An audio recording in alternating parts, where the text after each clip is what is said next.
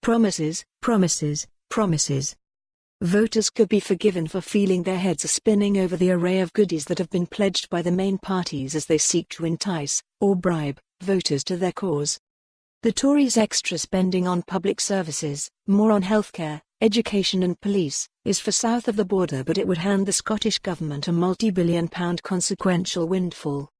Boris Johnson decided to forego a cut in company tax, instead funneling the money to pay for a tax cut by raising the national insurance threshold, seen politically as targeting lower-paid workers, regarded by Tory strategists as key to backing Brexit. The Tory leader learned from some of Theresa May's campaign mistakes and kept to a "don't scare the horses" manifesto-lite approach. A key pledge was the Minister for the Union's determination to rule out for good another Scottish independence referendum while raising the spectre of a Corbyn-Sturgeon coalition of chaos. At his end-of-campaign rally, Mr. Johnson noted, "We all know who would wear the trousers in that relationship." And then, of course, there was the big one, getting Brexit done.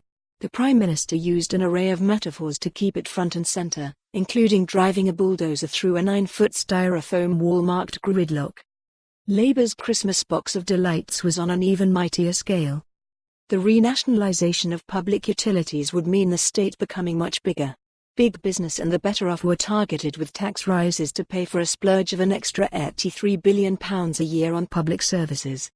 And, of course, given Labour's post-manifesto commitment to compensate the so-called WASPy women, borrowing would jump by another £58 billion, slapping well over £400 billion on the nation's credit card for the Parliament. One interesting figure was that for every pound the Tories would spend on public services, Labour would splash out £28.